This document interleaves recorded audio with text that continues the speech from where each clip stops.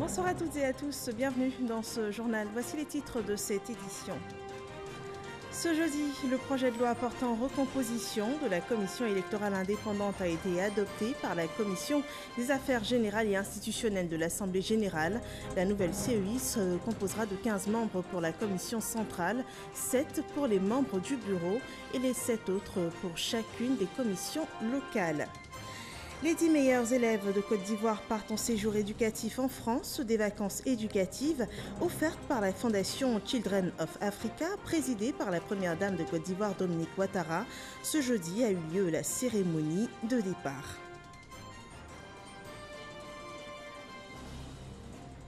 Et puis demain, vendredi 19 juillet, le gouvernement lance la remise éclatée des installations d'eau potable dans 21 localités. Ce sera à Tafiré dans le Hambol. Cette action s'inscrit dans le cadre de la mise en œuvre du programme social du gouvernement. Bienvenue dans ce 23h. La nouvelle CEI se composera de 15 membres pour la commission centrale, 7 pour les membres du bureau et 7 pour chacune des commissions locales. Le ministre de l'Intérieur et de la Sécurité était face aux députés pour présenter ce projet de loi très attendu, le compte-rendu de Moussa Konaté. 7 pour le bureau, 7 autres pour chacune des commissions locales. C'est la nouvelle configuration de la commission électorale indépendante. Le projet de loi portant recomposition de la commission électorale indépendante est adopté par les députés. Il stipule en son article 9 que les représentants du président de la République et du ministre en charge de l'administration du territoire ne sont pas éligibles au poste de président. L'ambition du gouvernement est d'aboutir à des élections transparentes, crédibles, démocratiques, acceptées par tous et cela devrait conduire notre pays vers des lendemains meilleurs. Mesdames et messieurs, la création d'un organe impartial de gestion des élections, acceptable par toutes les parties, constitue un défi urgent pour notre pays. Le projet de loi portant recomposition de la commission électorale indépendante prévoit entre autres le retrait des représentants de l'Assemblée nationale, du ministère de l'économie et des finances, ainsi que ceux des confessions religieuses. Le président de la CEI est élu par la commission centrale parmi ses membres pour un mandat de 6 ans non renouvelable. C'est le fruit de nombreuses propositions qui ont été faites à la fois par les partis et groupements politiques que par les organisations de la société civile. Cela a été donc traduit en texte. Cela a donné lieu à la mise en place d'un organe qui est venu être présenté aujourd'hui à l'Assemblée nationale. Cette réforme de la commission électorale indépendante favorise une augmentation du nombre des représentants de la société civile qui passe de 4 à 6. Également, une réduction du nombre de postes de vice-président de 4 à 3, de secrétaires adjoints de 3 à 2 et du nombre des représentants des partis politiques qui passe de 4 à 3. La princesse royale Sarah Zeid de Jordanie est arrivée à Abidjan ce jeudi. Elle a été accueillie à l'aéroport international Félix Houphouët-Boigny par le vice-président de la République Daniel Kablan-Duncan. La princesse Sarah Zeid de Jordanie est en Côte d'Ivoire dans le cadre du renforcement du positionnement du centre d'excellence régional contre la faim et la malnutrition basé à Abidjan. Une visite pour sensibiliser sur la situation dans le Sahel et sur la contribution que pourrait apporter ce centre dans la promotion des solutions novatrices et des bonnes pratiques contre la faim et la malnutrition dans la région. Je vous l'annonçais en titre, pour ces vacances scolaires, les 10 meilleurs élèves de Côte d'Ivoire partent en séjour éducatif en France. Un voyage offert et organisé par la fondation Children of Africa. La cérémonie de départ a eu lieu ce jeudi en présence de la première dame de Côte d'Ivoire, Dominique Ouattara. Le compte-rendu de Viviane Aïma. Ils sont les 10 meilleurs élèves de cette année scolaire 2018-2019. Ils vont bénéficier d'un séjour éducatif de 3 semaines dans un camp de vacances à Cap d'Aille en France, offert par la fondation Children of Africa de la première dame de Côte d'Ivoire, Dominique Ouattara. Depuis 2015, la fondation Children of Africa encourage ainsi l'excellence en milieu scolaire. Les 10 bénéficiaires de cette année 2019, dont 5 filles et 5 garçons, ont été sélectionnés parmi les meilleurs élèves à travers toute la Côte d'Ivoire.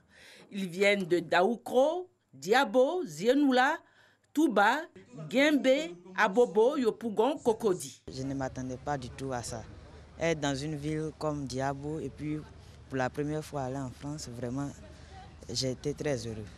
C'est une grande joie pour moi, non seulement pour moi, mais pour la famille aussi, parce que c'est vraiment très intéressant de voir les efforts que vous avez fournis durant toute une année scolaire récompensés par un voyage en France.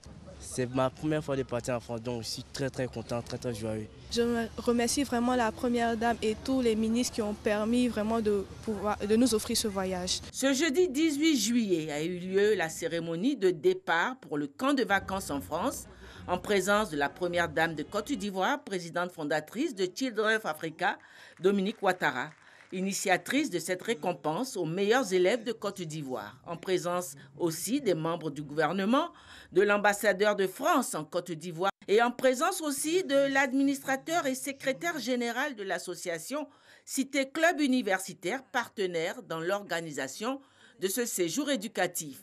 Depuis 2015, date du démarrage, ce sont à ce jour 42 élèves qui ont bénéficié de ces vacances éducatives en France. Ils étaient présents à cette cérémonie. Moi, dans mon cas personnel, il faut dire que le voyage à Monaco, à Cap d'Aille, m'a vraiment appris beaucoup de choses. C'était pour moi un paradis culturel où j'ai pu échanger avec des personnes venant d'une mosaïque de pays. Je peux citer la Chine, le Japon, des Turcs même dans ma chambre. Et c'était un échange culturel qu'on ne trouve nulle part ailleurs.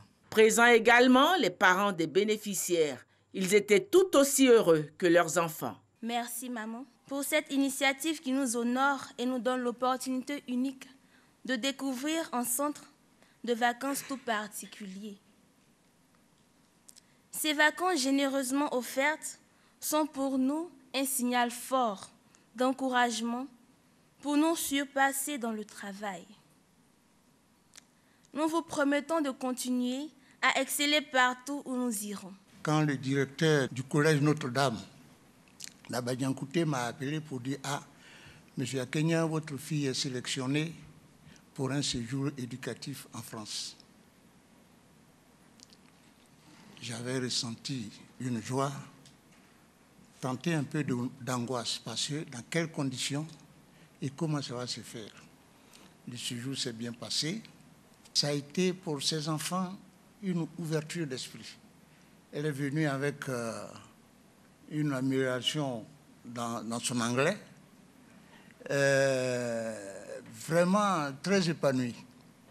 Je voudrais donc, au nom des parents,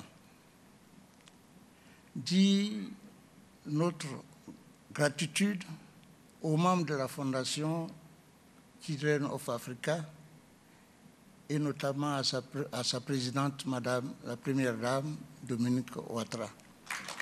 3 semaines de vacances, dites de rêve en France. La secrétaire générale de l'association Cité Club Universitaire, qui s'occupe du séjour et de l'accompagnement des jeunes vacanciers, leur a présenté, ainsi qu'à leurs parents, un aperçu du programme de ces vacances. Vous allez vous mêler à une jeunesse internationale venant de tous les continents, regroupant durant l'été plus de 40 nationalités. Échanges et rencontres multiculturelles très enrichissants, naissance de véritables amitiés durables.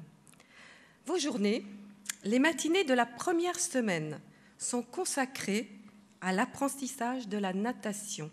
Les 2e et 3e semaines, en matinée, place au perfectionnement de français et d'anglais. Et comme chaque année depuis la venue des élèves ivoiriens, les professeurs veulent tous vous avoir dans leur classe. Ils se battent.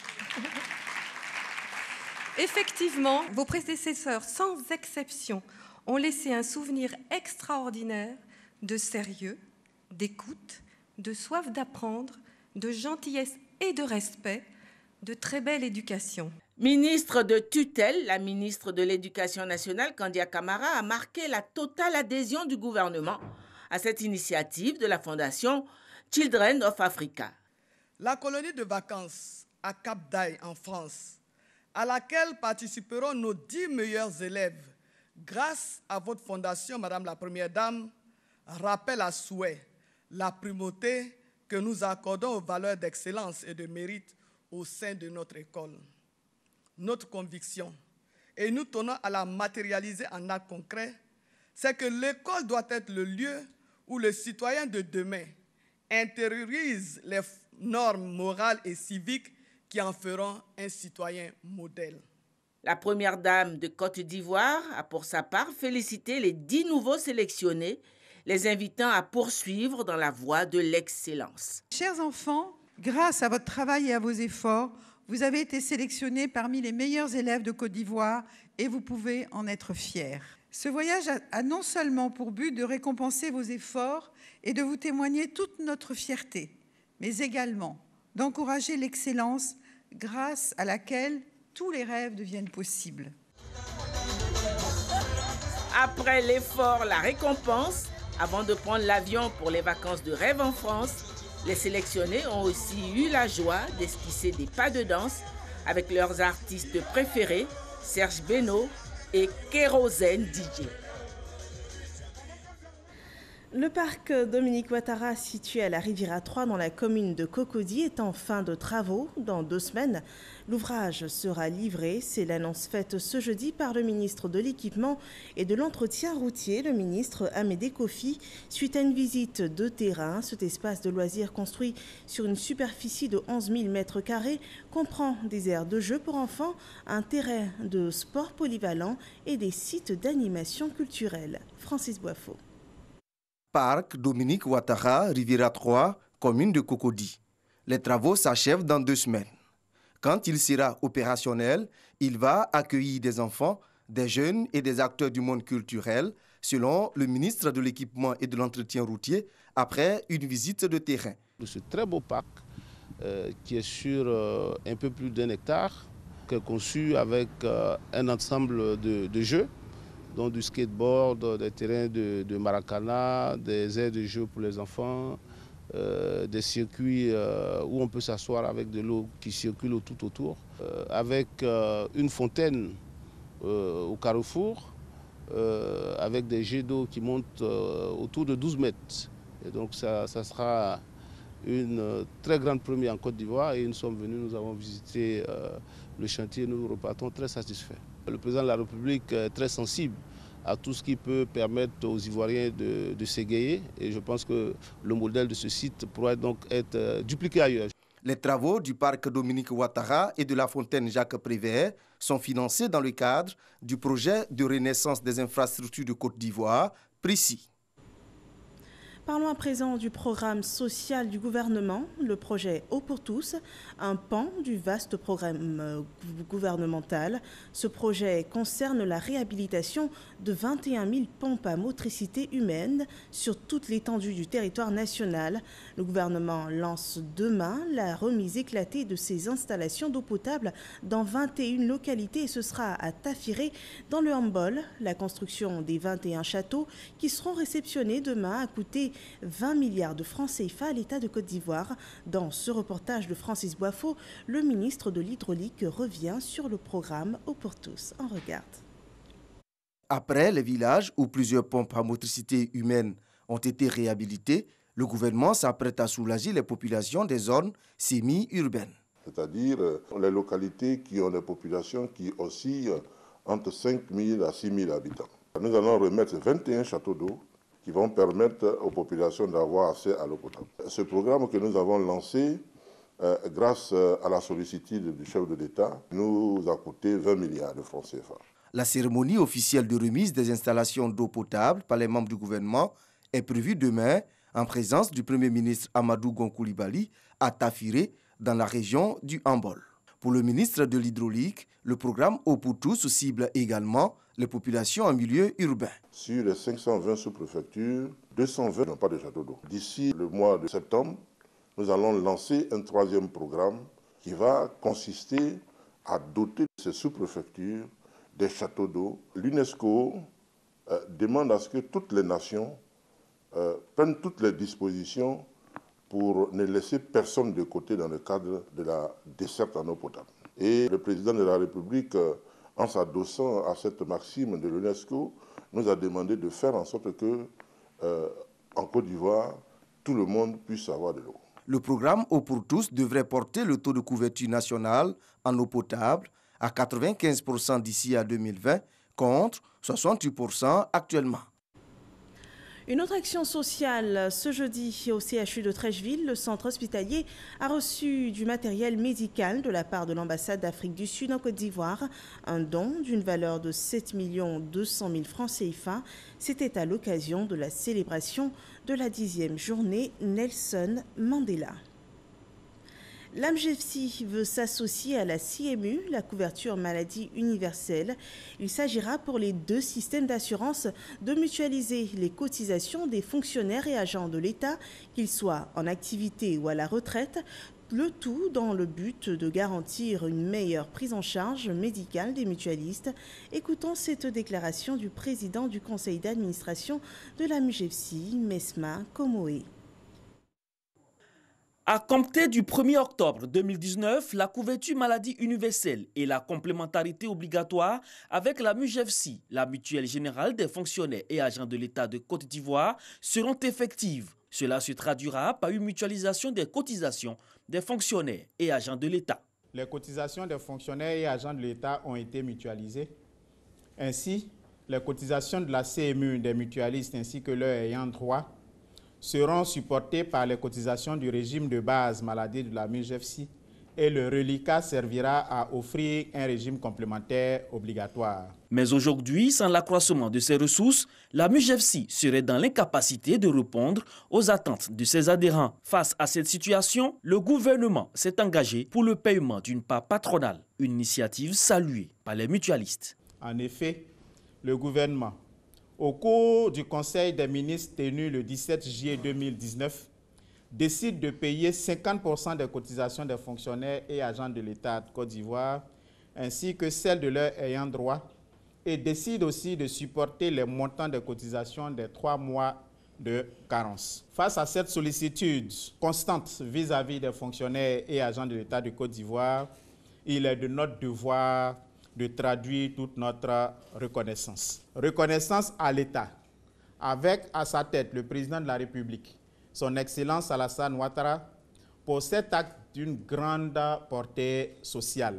Reconnaissance au gouvernement et à son chef, le Premier ministre Amadou Gon Coulibaly, sa hauteur de vue à répondre favorablement aux préoccupations des fonctionnaires et agents de l'État ont suffi à traiter avec bienveillance cette importante question. À travers la CMU, c'est plus de 4 milliards de francs CFA que le gouvernement vient de consentir pour la prise en charge médicale des fonctionnaires et agents de l'État. Il s'agit désormais pour les mutualistes de se faire enrôler dans les centres CMU déjà ouverts à cet effet sur l'ensemble du territoire national. Et c'est un reportage commenté par Godefroy Okambawa. Le dossier politique de ce jeudi nous amène à l'EFA, l'école des forces armées en Côte d'Ivoire. Elle est aujourd'hui l'unique école de formation des officiers de l'armée de terre et de la gendarmerie de Zambakro. À Yamoussoukro, l'EFA représente un outil majeur d'intégration nationale et sous-régionale. L'école assure la formation initiale, la formation à l'exercice de commandement de troupes et la formation de perfectionnement des officiers. Ce soir, incursion à l'école des forces armées, c'est le dossier qui est proposé ce soir par Abou Sanogo.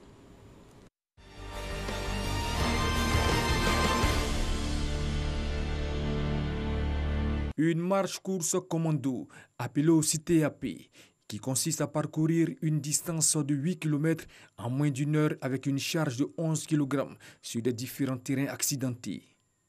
La marche avec charge est utilisée comme critère d'évaluation.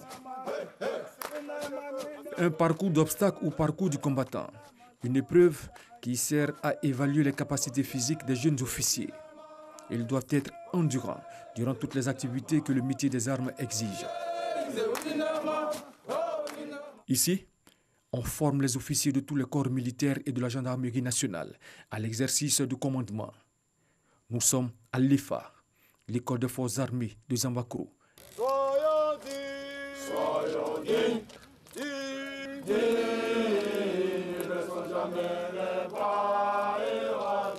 Préparer ces officiers à ce qu'on appelle chez nous le cours d'état-major, et les préparer aussi à l'école des guerres.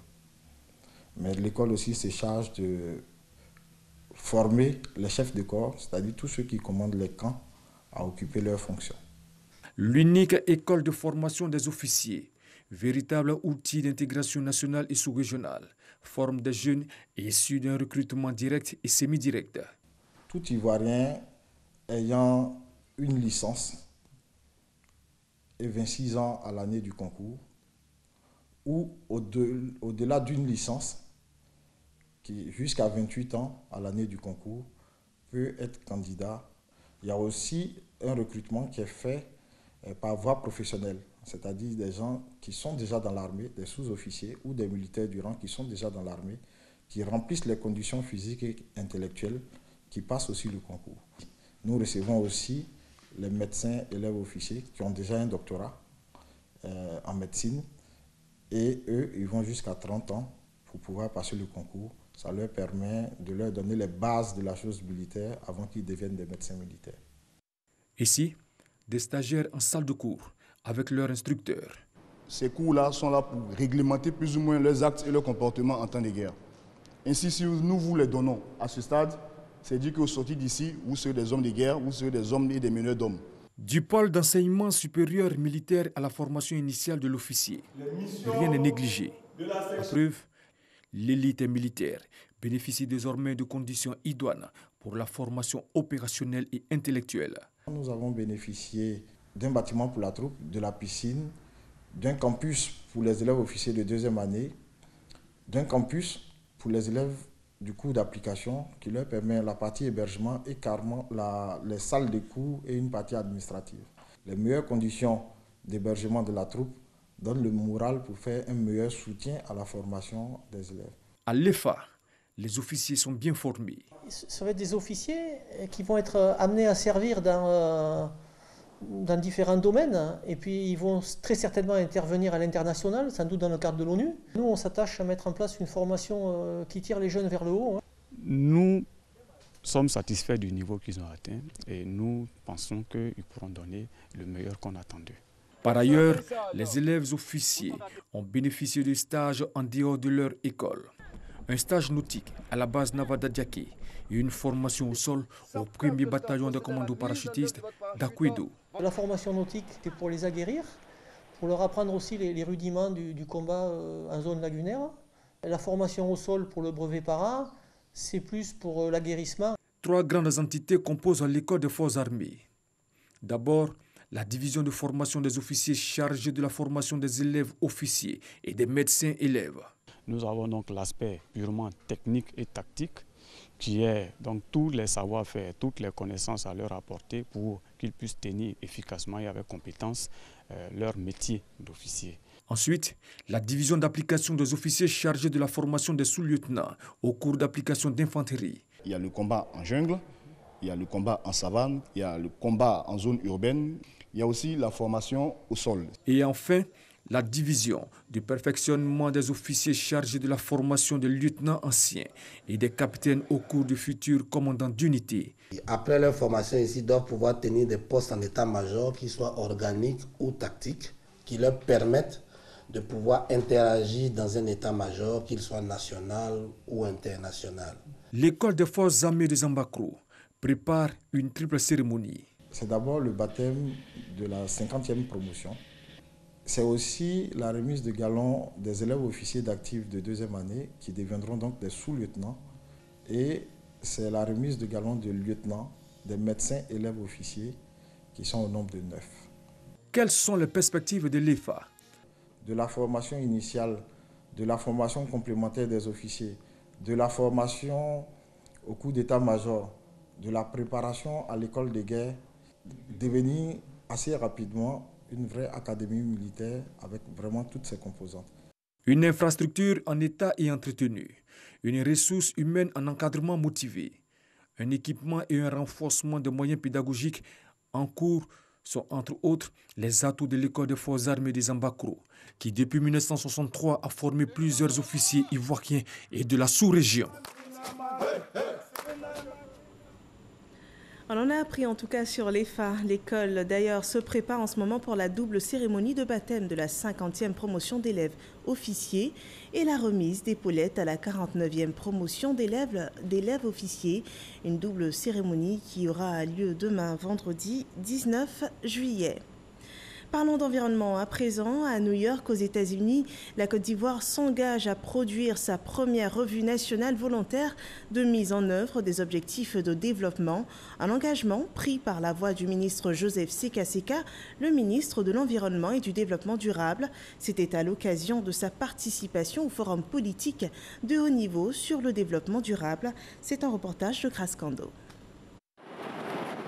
Le rapport national volontaire de la Côte d'Ivoire a été présenté lors du forum politique de haut niveau sur le développement durable à New York, aux États-Unis. Ce rapport rend compte des avancées réalisées au niveau des 17 objectifs de développement durable ODD, entre autres l'accès de tous à une éducation de qualité, la réduction des inégalités, le travail décent et croissance durable et les mesures urgentes pour lutter contre les changements climatiques. Sur la question, des études d'instauration d'une taxe carbone et de création d'un fonds national climat sont en cours. Selon le ministre de l'Environnement et du Développement durable, toutes ces actions sont à mettre à l'actif du leadership du président Alassane Ouattara. Les 17 objectifs de développement durable ODD ont été adoptés en septembre 2015 par 193 pays, dont la Côte d'Ivoire, aux Nations Unies. Prenons des nouvelles du Hadj. Depuis le 15 juillet 2019, jour du départ du premier contingent étatique, au moins 4 vols charters au départ d'Abidjan sont arrivés à Médine. On comptabilise à ce jour plus de 2000 pèlerins ivoiriens du contingent étatique qui séjournent en ce moment en Arabie Saoudite. Et ce soir, notre envoyé spécial à Médine, Abdoulaye Koné, vous invite à découvrir les conditions d'hébergement des pèlerins ivoiriens. C'est par vagues successives que les vols au départ d'Abidjan se posent à Médine. Cette pèlerine qui vient d'arriver se réjouit déjà de l'accueil en Terre Sainte. J'étais dans vol 3, tout s'est bien passé. Je n'ai même pas senti voyage, franchement dit. Depuis Golfe du cas ici, on n'a pas marché, on a mangé. Actuellement, on nous a logés. Satisfaction aussi du côté de ce pèlerin. Arrivé 24 heures plus tôt, il apprécie surtout la qualité de sa couchette. Puis le loup est douillet, ce qui fait qu'on est bien reposé le matin. Ce qu'il y a à faire, bon, on est en forme pour faire tout ce qu'il y a. L'organisation est bonne, on est 7 par chambre. Et nous-mêmes, on s'est organisé pour qu'il n'y ait pas de soucis entre nous. C'est parfait. Des motifs de satisfaction à mettre à l'actif de la commission en charge de l'hébergement, une commission qui travaille en amont. Avec les informaticiens, dès qu'on loge, les minutes qui suivent, les noms sont déjà affichés. On peut déjà savoir quel nom est logé dans quelle chambre. Plusieurs hôtels de qualité ont été choisis pour héberger tous les pèlerins du contingent étatique. Par rapport à Harmonie, on a Saraya E et Saraya B. Donc c'est aussi des hôtels qui sont de grand standing. Après, on a Rehab Taba. C'est un très bon hôtel à la dimension de Saraya E et B. Il y a Saja, il y a Al-Mukhtar Al-Alami et il y a Odest.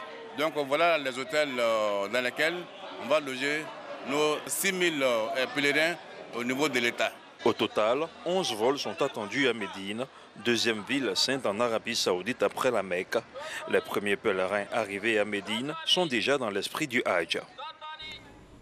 À présent, la CAN 2019, les Lions de la Teranga du Sénégal affrontent dans moins de 24 heures les Fennecs de l'Algérie.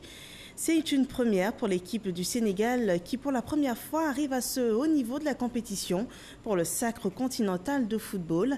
Mais en attendant le match, le mercure est monté d'un cran à Dakar et de la place de la République au marché en passant par les rues.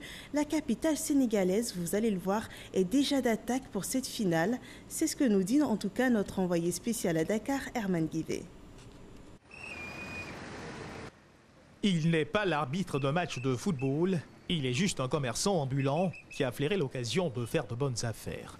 Comme Pape Malik, ils sont nombreux ces commerçants qui se frottent les mains en attendant leur hache de la finale de la Coupe d'Afrique des Nations. Petit tour à Sandaga, le marché central de Dakar. Le marché vibre aux couleurs nationales et au rythme local. La consigne du moment, soutenir le 11 national. Bâtiments administratifs, ruelles, commerce, rien n'échappe aux couleurs nationales. Malgré l'inflation due à l'actualité sportive du moment, on discute et on finit toujours par s'entendre. Vous avez dit bonnes affaires. Les t-shirts, ça marche. Ça dépend, on peut gagner 100, 200, ça dépend sur le nombre qu'on a acheté. Parce que moi, j'achète parfois les caisses de 100 pièces. Bon, on vend à 2000, 2000. Vous croyez fermement la victoire du Sénégal demain? Inch'Allah, on va amener le trophée ici au Sénégal. Inch'Allah, Barké Cheikh Ibra, on va gagner. Inch'Allah, on amène le trophée ici. Les maillots de la star de l'équipe de football, Sadio Mané, s'arrachent comme de petits pains. Le Sénégal se gagne. Voilà. Sadio Mané, il y a tous les maillots comme ça. Moi, je gagne un grand taille, 1000 francs peut-être, moi, je gagne un 500. Que dire des affiches 4x3 de la vedette du football sénégalais qui se disputent les grandes avenues de la ville. Cette finale, Dakar l'attend de plein pied. Ils savent ce qu'ils doivent faire parce qu'il est temps qu'ils écrivent leur nom dans l'histoire du football sénégalais. Les pronostics, eux, vont bon train. 2-0 Sénégal, 2-0. Petit tour du côté de la RTS, radio-télévision sénégalaise, pour passer le bonjour à nos collègues, puis cap sur le monument de la Renaissance qui lui aussi a été choisi pour abriter l'une des manifestations de cette compétition. Loin de l'ambiance bruyante des marchés, c'est ici, au pied du monument de la Renaissance africaine, qu'un dispositif particulier sera installé pour permettre à tous les Dakarois qui le désirent de suivre en direct la retransmission de la finale de la Coupe d'Afrique des Nations 2019 qui opposera les Lions du Sénégal à l'équipe nationale de l'Algérie. Et ici en Côte d'Ivoire, cette finale de la CAN 2019 est à suivre en direct sur RTI 1. Maintenant, nous terminons ce journal. Merci de nous avoir suivis. Très bonne fin de soirée chez vous.